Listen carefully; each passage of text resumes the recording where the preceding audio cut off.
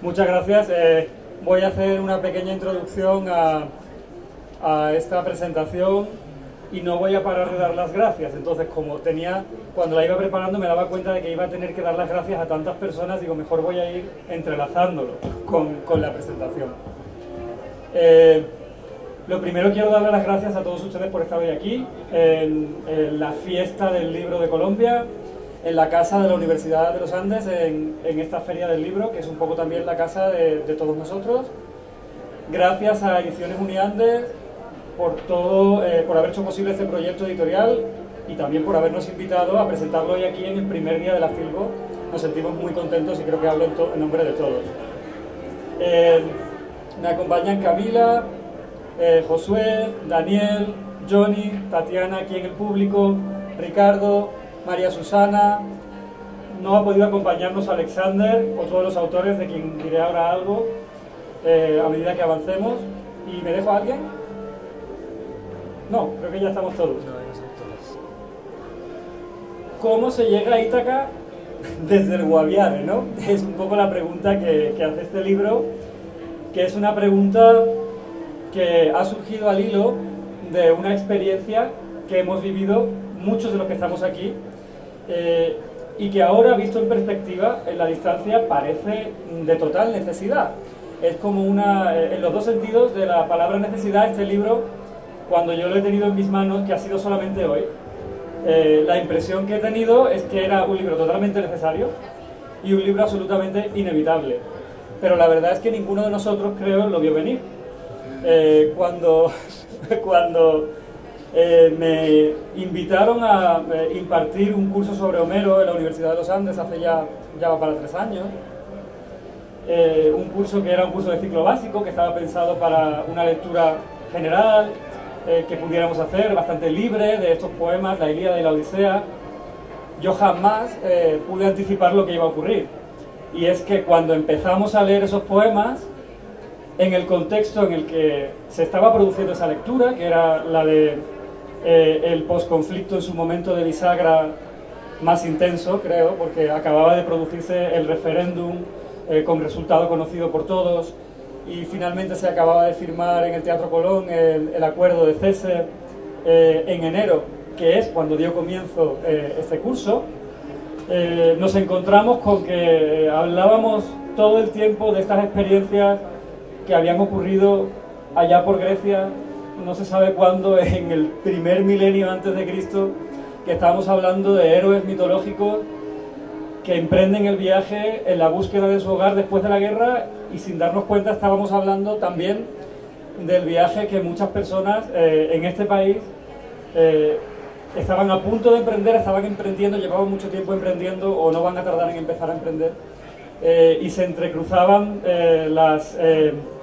los discursos, las reflexiones, las ideas sobre una y otra, y no sé cómo llegó un momento como de confusión en el cual la Ilíada y la Odisea estaban ocurriendo aquí, en nuestra lectura.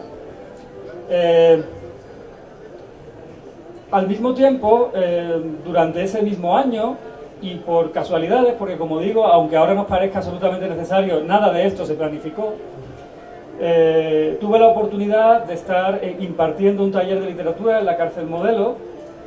Agradezco mucho, y ahí voy a empezar con los agradecimientos, agradezco mucho a la persona que entonces ocupaba el cargo de dirección, y en particular a los subdirectores de Derechos Humanos de la Cárcel Modelo, Dragoniante Hernán Ciprián, Karen Arias.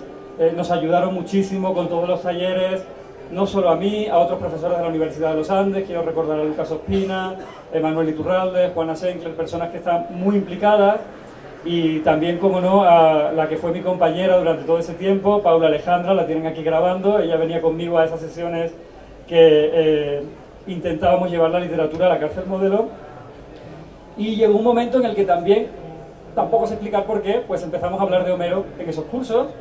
En ese momento íbamos a presentar una edición ilustrada de la Ilíada y la Odisea en esta misma feria hace 2 años, que había hecho el taller de Roca. Esos dibujos acabaron allí y de repente parecía que Homero inundaba todas nuestras vidas. Así que ya llegó el momento en el que se me ocurrió la idea de juntar esas dos corrientes y ver qué salía de ahí. Y lo que salió fue un pequeño conversatorio que tuvo lugar también hace 2 años en el seno de la propia cárcel, donde los estudiantes del curso de Homero, que habían decidido libremente que querían dedicar su trabajo del curso a explorar un aspecto de la Ilíada y la Odisea en relación con el proceso, la transición, la Odisea que está viviendo Colombia hoy, nos juntamos todos y estuvimos allí todo un día hablando sobre Homero, sobre el posconflicto y sobre nosotros. El resultado lo tienen aquí. Es este libro que recoge una serie de ensayos que a mí me dejan sin palabras. Yo no sé qué decir. Creo que el libro tiene una fuerza impresionante. Creo que tiene una legitimidad que se da pocas veces. Y es la legitimidad de las voces que están ahí. Voces que no necesitan ningún otro apoyo bibliográfico, que no necesitan aparato académico, que tienen una fuerza enorme y un compromiso y unas ganas enormes por hacer de sus herramientas, que son las humanidades, una forma de mejorar el país en el que estamos, en el que vivimos. Más cosas. Tengo que darle las gracias al Departamento de Humanidades y Literatura y en particular a la persona de su directora, porque cuando yo le llevé la idea de reunir estos ensayos en un volumen, nunca he podido encontrar una acogida mejor. Ilusión y entusiasmo son las palabras con las que puedo describir la forma en la que fue acogida esta iniciativa. Y sin eso no hubiera sido posible hacer converger en este libro los ensayos que formaron parte de esa experiencia. Bueno, antes de pasar a explicar cómo vamos a hacer esta sesión, sí me gustaría decir, en nombre de nuestro compañero Alexander, que es de las personas que se interesaron en principio en formar parte de este volumen desde el Centro Penitenciario La Modelo, que fueron más de una. Finalmente, por circunstancias, pues la vida y el mundo son lugares difíciles y finalmente solo uno de ellos está finalmente aquí en el libro, pero no está finalmente físicamente aquí. No ha sido posible, aunque lo hemos intentado, las dificultades son muchas. Nos ha dejado un mensaje grabado que vamos a transmitir más adelante para que esté con nosotros al menos de esa manera, pero sí quiero recordarlo. Nuestro corazón está con él, querríamos que estuviera aquí y desde luego este libro no sería lo que es si no fuera también por él como por los que hemos conseguido estar hoy aquí. Voy a darle el paso entonces ahora a mi compañera Camila, que nos va a hacer una introducción, y después entre los demás, Josué y también Daniel, vamos a ir haciendo una pequeña presentación breve de cuáles son las líneas temáticas que se están tratando en este volumen, cómo son los ensayos de las personas que las tratan, y finalmente abriremos un turno de palabra para quien quiera pueda participar, preguntar, reflexionar, criticar, lo que quiera. Solo repito una vez más que estoy muy feliz y absolutamente emocionado de ver esta sala llena, de estar aquí hoy en Colombia con gente a la que quiero muchísimo, de ver este libro por fin en nuestras manos, de que haya sido posible. Y como nota personal, aunque sea mi nombre el que está en esa portada, porque alguien tiene que mediar, compilar y hacer todo el trabajo sucio que implica hacer un libro, que no es poco, yo siento que mi aportación a este libro es mínima. Creo que he sido simplemente un mediador entre Homero, sus poemas y Colombia, el curso en el que tuve la suerte de estar y las personas de las que fui absolutamente afortunado de ser profesor. Yo creo que si algún día nos encontramos con Homero, tendremos algo que decirle. Porque a día de hoy todavía, en el siglo XXI, nos puede ayudar a llegar a Ítaca desde el Guaviare.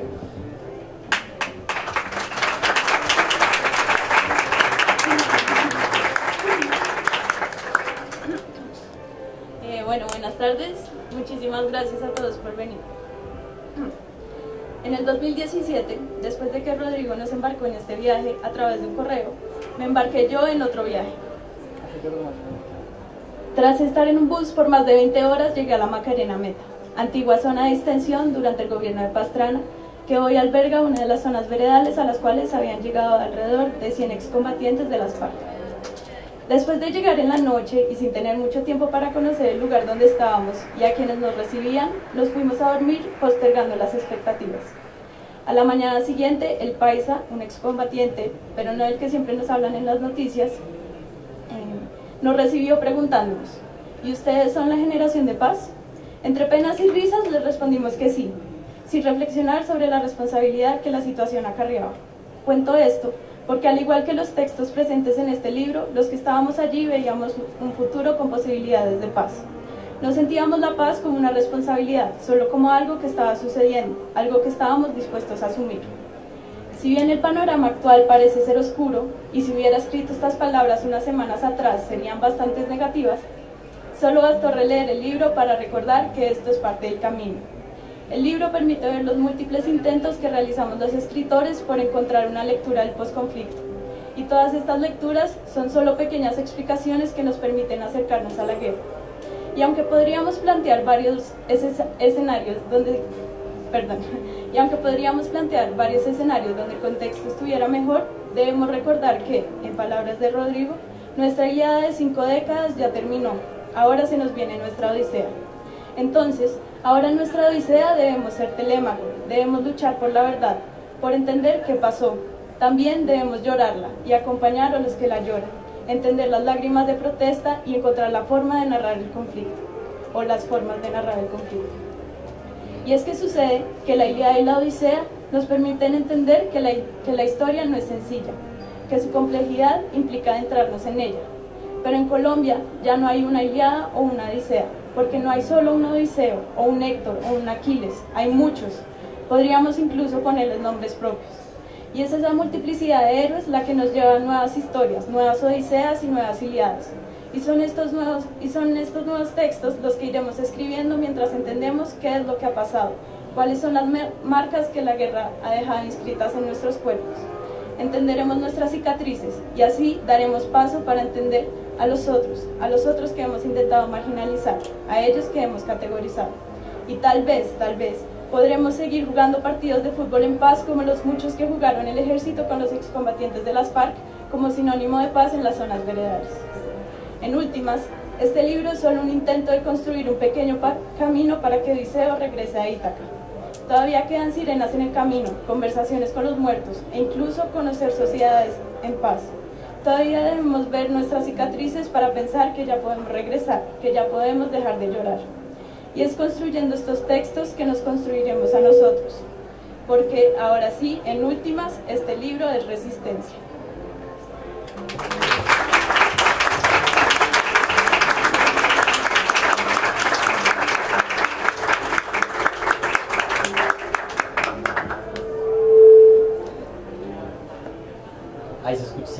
Ahí se escucha bien. Bueno, estas fueron las dos introducciones de Rodrigo y de Camila. Ahora yo voy a hacer la introducción al libro, a los contenidos del libro, ya no tanto a cómo se fundó el proyecto.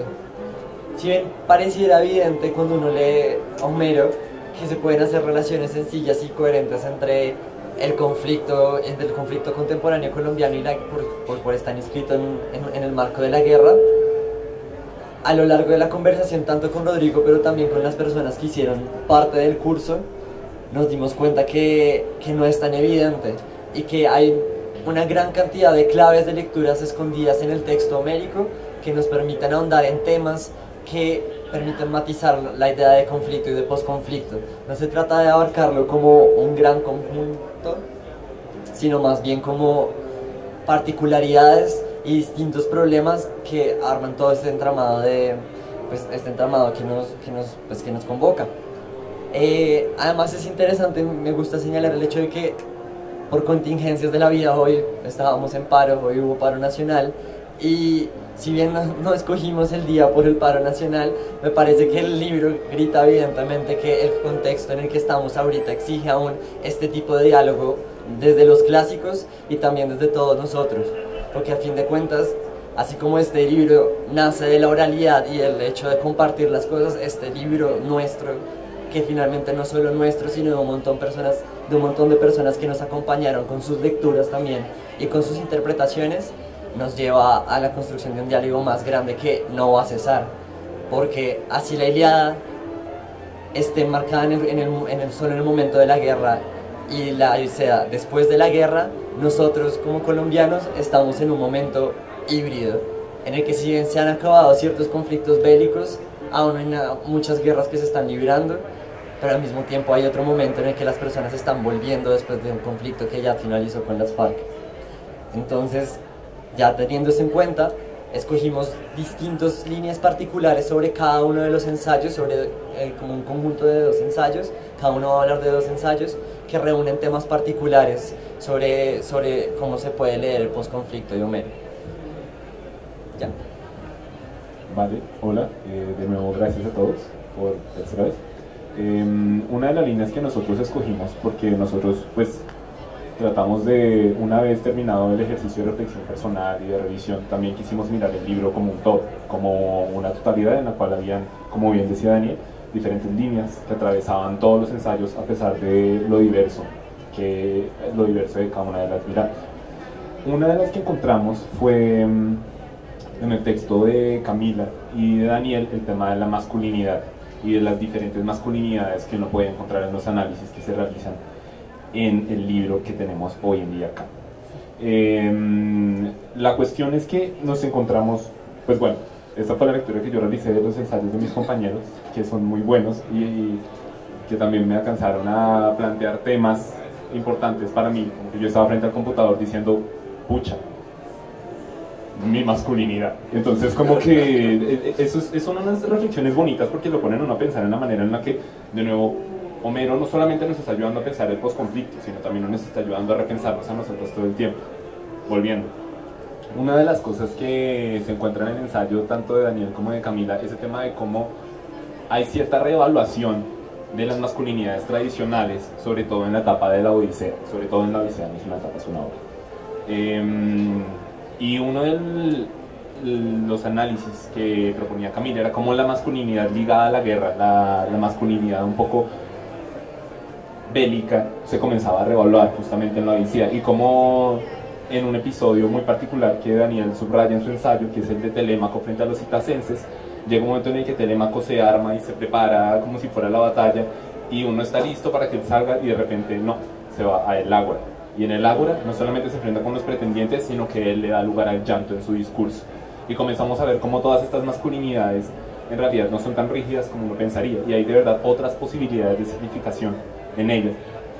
Y además del tema de este contraste que es muy bonito entre el llanto y las armas de Telémaco, también es interesante pensar cómo la masculinidad que está ligada a las armas y a todos los símiles de los animales que entran a los campos frente a Ilión a matar lo que se encuentran al frente, de repente cambian en la Odisea, entonces se dejan las armas a un lado y lo que comienza a utilizarse como herramienta para relacionarse con el mundo son las palabras, que es un poco también todo el proceso que vive Odiseo, porque en realidad tanto la masculinidad de Telémaco como la de Odiseo comienzan a estar reevaluadas en unos nuevos términos.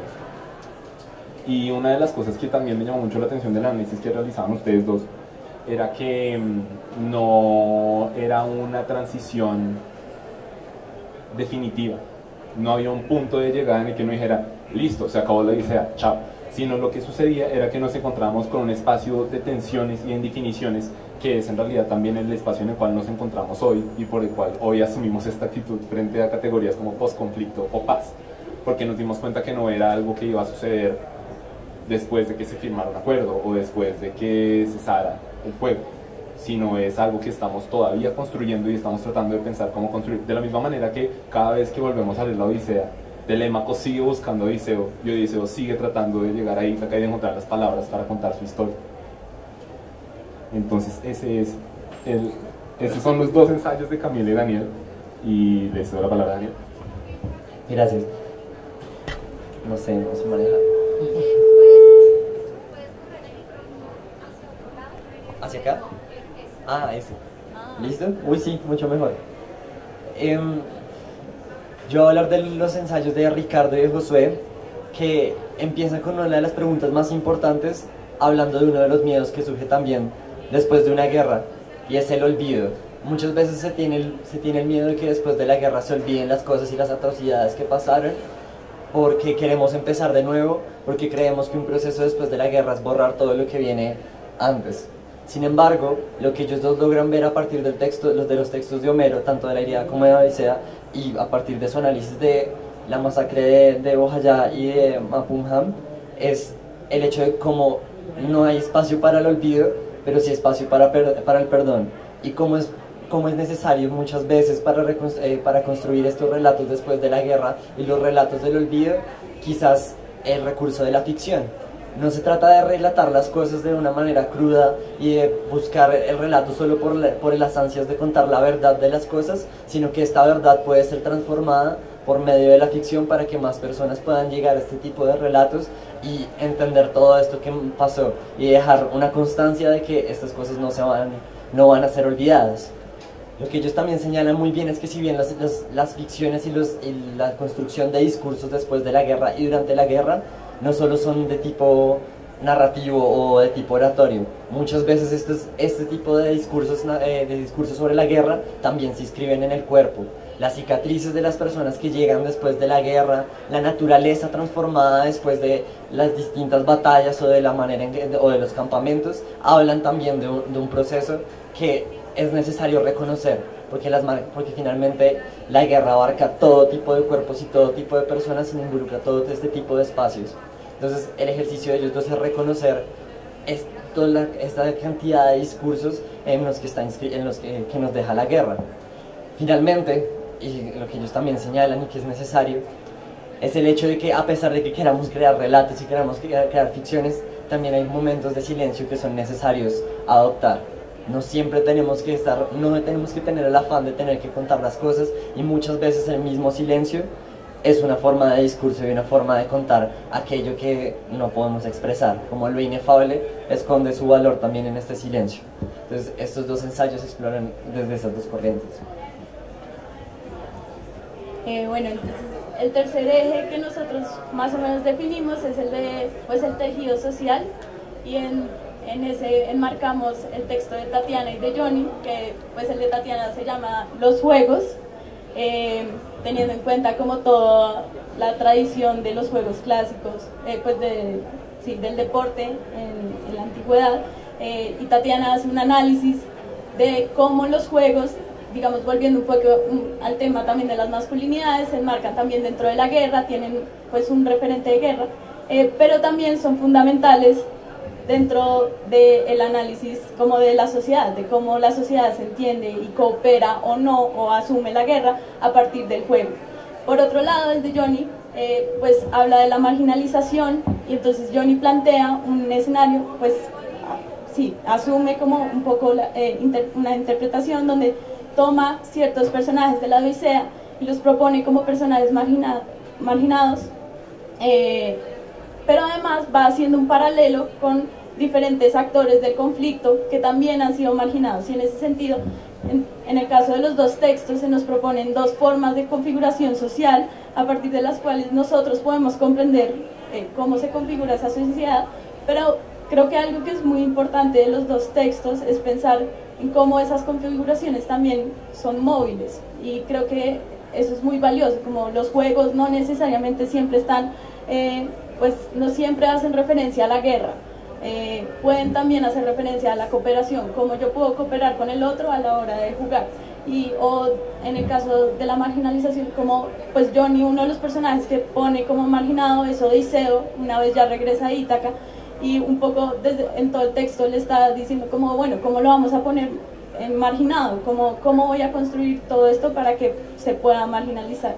Y también es como sacar esos personajes de sus zonas de confort y ponerlos pues como en otras posiciones para hacer estas interpretaciones, y creo que eso es pues muy valioso a la hora también de pensar, pues yo acá también haciendo como una ñapa del libro, cómo podemos pensarnos actualmente y cómo podemos utilizar estas estructuras como para entender nuestra sociedad, pero también para como móviles de cambio, como podemos ver ahí como transformaciones posibles. Y te cedo la palabra. Gracias. Los textos de María Susana y de Alexander me hicieron pensar en un versículo de la Biblia. Este es el primer capítulo de Eclesiastés, el versículo 9. Esta es la traducción de Reina Valera 1995. ¿Qué es lo que fue? Lo mismo que será. ¿Qué es lo que ha sido hecho? Lo mismo que se hará. Pues nada hay nuevo debajo del sol. Y una de las cosas que me ponía a reflexionar cuando leía los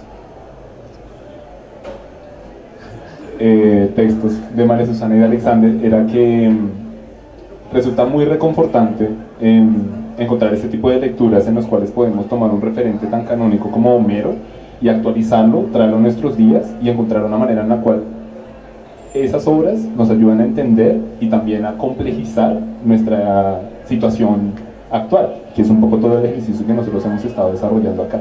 Y en ese sentido, ambos textos, tanto el de María Susana, un poco pensando diferentes paralelos con casos muy concretos, tanto de todo lo que ha sido la historia legal y toda la historia también política de la paz.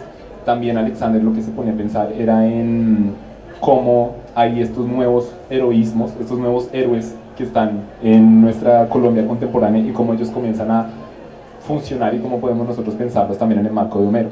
Y es el ejercicio de ponerse a reflexionar justamente en el marco homérico de nuestra realidad contemporánea. Y eso es un poco lo que también pasa en los ensayos de ellos dos. Si quieres, vamos preparando el video y antes de que pasemos al turno abierto y de que pongamos el video, yo creo que ya nos podemos ir haciendo una idea de hasta qué punto parece ya, llega un momento en el que uno entra en el juego de leer a Homero en Colombia, ¿no? Y ya a uno le parece como algo absolutamente que no se puede leer de otra manera, ¿no? Y antes de que nos perdamos ya por quién sabe qué senderos, ¿no? y qué caminos, no me gustaría que se quedara sin hacer una reflexión sobre en qué consiste ser un clásico, ¿no? En la literatura. Ser un clásico no significa estar en el centro de ningún canon, no significa ser un modelo sobre el que se construyen imitaciones, ni ser como una especie de patrón que permite evaluar o determinar qué cosa es buena, qué cosa es mala por comparación. Lo que define, en mi opinión, un clásico, y yo creo que este es el ejercicio más evidente de que es así, es su capacidad para ser releído, traducido, interpretado en una grandísima cantidad, por no decir todos los contextos, sin que no solo no pierda su relevancia, sino que se da la sorprendente circunstancia de que parece que ha sido escrito exactamente y precisamente para que lo leyéramos hoy. Yo creo que esa es la verdadera definición de un libro clásico, que podemos abrirlo en cualquier momento y pensar que ha sido escrito para nosotros. Ese ejercicio es el que ha hecho posible este libro, en algunas de las líneas que ya han determinado, bueno, han explicado aquí Camila, Daniel y Josué, y en otras muchas. Hemos hablado, en el libro pues tenemos sirenas, tenemos lotófagos, tenemos viajes que llevan a uno a convertirse en nadie antes de volver a intentar ser alguien. No tenemos tiempo para hacerlo todo. Así que lean nuestro libro, pero lean también a Homero. Es el consejo que damos. Vamos a poner aquí vamos a conectar con la modelo. Esto es Notiales. Probando 1, 2, 3. 1, 2, 3, 1, 2, 3. ¿Listo? Bueno, un cordial saludo a todos. En estos momentos en la Feria Internacional del Libro, a todas las personas del Departamento de Literatura de la Universidad de los Andes. Muchísimas gracias por la invitación. Si están viendo este video, pues evidentemente no logré estar con ustedes en este día, pero pues quiero enviarles un saludo muy cordial desde la cárcel. Mi nombre es Alexander Pescador y bueno, pues estamos en el lanzamiento del libro titulado Aitaca desde el Guaviare, que es un compilado de ensayos acerca del posconflicto en Colombia, Cuando el profesor Rodrigo Verano me invitó a participar en la convocatoria para la elaboración de este libro, lo primero que a mí se me ocurrió pensar fue el hecho de cómo podríamos ver el posconflicto desde la cárcel y cómo nosotros, como internos, como componentes de la sociedad, pero por ahora privados de la libertad, podíamos encontrar alguna analogía con la historia de Odiseo, la famosa novela de Homero. Entonces yo lo que pensé o lo que consideré es que también cuando uno está en la cárcel, en cierta medida está como en aquella isla donde estuvo el rey de Ítaca un tiempo, alejado de su familia, alejado de la sociedad. No sabemos el posconflicto, en mi caso, en el caso de mis compañeros del grupo de teatro Abracadabra, nos pueda tocar de pronto de aquí a mañana el volver a encontrarnos allí en Ítaca, allí en la libertad. Entonces pienso yo que una de las fracturas que tenemos en nuestra vida, como lo es la cárcel, hace que nosotros vivamos y tengamos una cantidad de sensaciones y de problemáticas diferentes al resto de la sociedad. Cuando se habla del posconflicto se habla de aquellos que estuvieron en grupos armados ilegales y que se reencuentran nuevamente con la sociedad gracias a unos acuerdos de paz, ¿verdad? Nosotros no tenemos posibilidad de acuerdos de paz, pero tenemos también que reiniciar un proceso de reconciliación con las personas a las que quizá en un momento dado les hayamos hecho daño, un proceso de reconciliación con nosotros mismos y un proceso de reconciliación con la sociedad. Pero parte del trabajo del libro, si no todo el gran trabajo de este hermoso libro que ha hecho la Facultad de Humanidades y Literatura de los Andes, es también invitarlos a ustedes que completen esas historias. ¿Cómo completo yo una historia del posconflicto? Abriéndole las puertas también a una persona que estuvo al margen de la ley, a una persona que estuvo en la cárcel, a una persona que estuvo en un lugar de castigo por cualquier situación de la vida que se haya podido generar. Entonces la invitación de mi parte, desde aquí, desde el establecimiento carcelario y penitenciario de mediana seguridad La Modelo, es que sigamos abriendo los corazones, que sigamos abriendo nuestra mente y que le demos también la bienvenida allí en Ítaca a los presos de Colombia, sobre todo aquellos que queremos una segunda oportunidad. Muchísimas gracias a todos y buena energía, y un saludo muy especial también a los otros escritores que hicieron parte de esta propuesta. Muchísimas gracias.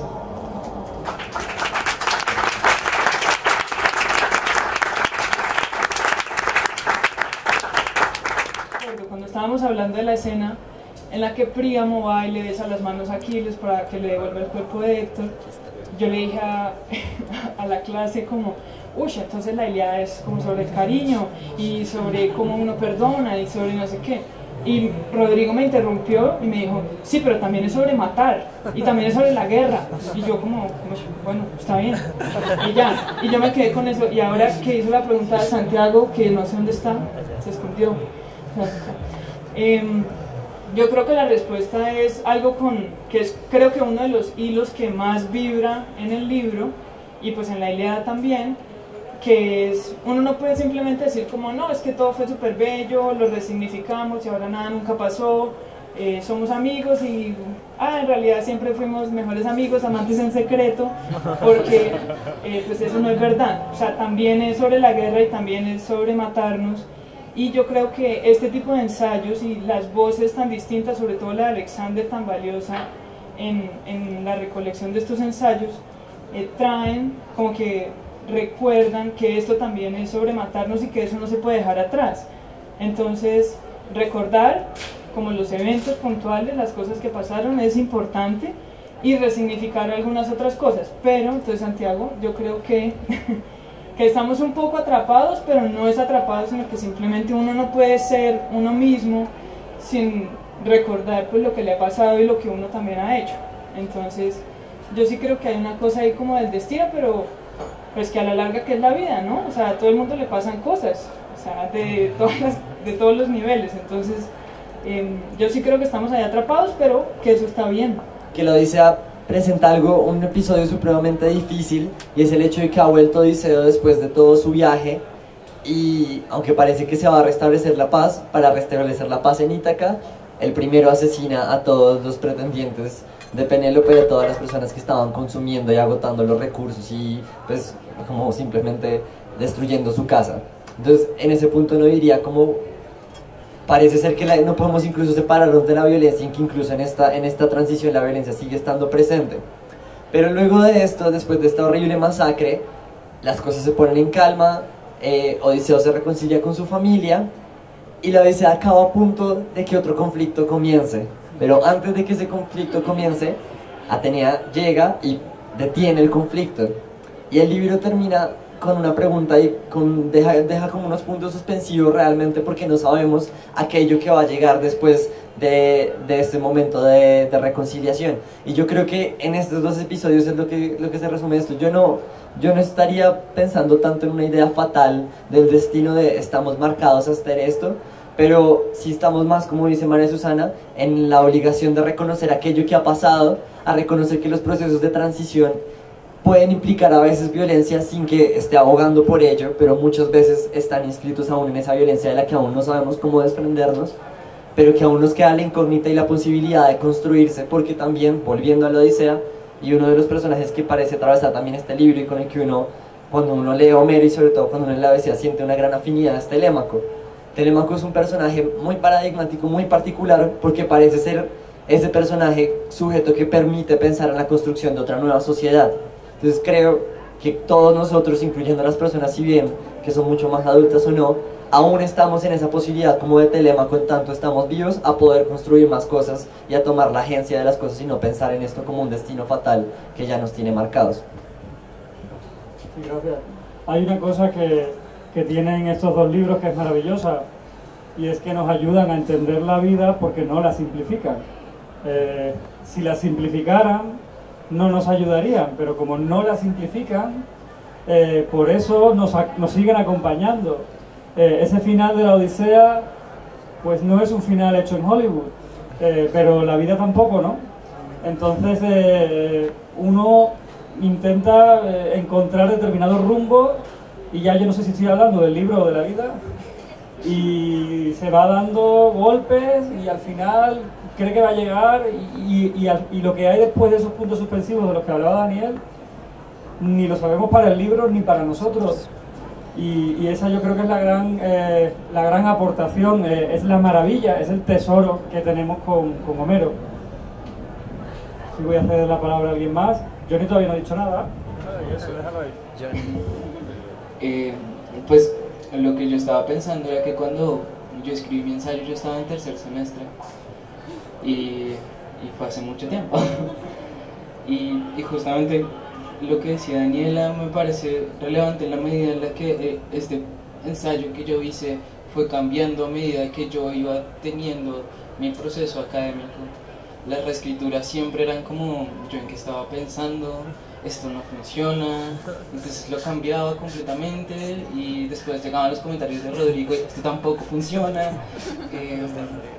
es como un constante trabajo sobre el volver sobre sí mismo, volver a la obra, volver a las cosas en las que uno está pensando, y a mí ver ahora el libro como físicamente, ni siquiera lo he tenido en mis manos, pero a mí me da miedo leerlo ahorita y pensar lo mismo, y pensar que ya no lo puedo cambiar. Pero sí, a mí me genera mucha ilusión pensar que estas cosas pasaron, pensar que hay un espacio para una persona que estaba en tercer semestre de proponerse un proyecto de escritura y de reflexión, y que finalmente encuentre su lugar de alguna manera, ¿no? Un país con menos humanidades es un país con menos humanidad, y yo creo que un país en el que tiene sitio este libro es un país con más humanidades, por tanto. Y yo voy a cerrar con una nota de optimismo, porque a veces uno no sabe cómo intentar montar el optimismo después de hacer los ejercicios de reflexión. Yo creo que hay momentos, y todos los que estudiamos historia o aspectos relacionados con la historia lo sabemos, hay determinados momentos para las sociedades, las comunidades, las culturas, los países, como cada uno se quiere aproximar a ellos, que son muy importantes. Y yo creo que este país está a punto de llegar a uno de ellos. Y lo digo no como de un optimismo ingenuo, sino por deformación profesional. Los que somos profesores nos pasamos la vida evaluando las capacidades que tienen nuestros estudiantes y la motivación que tienen respecto a esas capacidades, el uso que hacen de ellas. Y mi experiencia, después de haber estado viviendo y conviviendo en este país, no solo en la universidad, sino también en el contacto que he tenido con todos los jóvenes a los que he conocido a lo largo y ancho de su territorio, es que aquí hay una juventud con un talento, un compromiso y unas ganas de construir país que son una garantía de que algo buenísimo está por venir, está a punto de llegar y está aquí ya. Así que muchísimas gracias a todos por su presencia y su atención, y aquí nos vemos.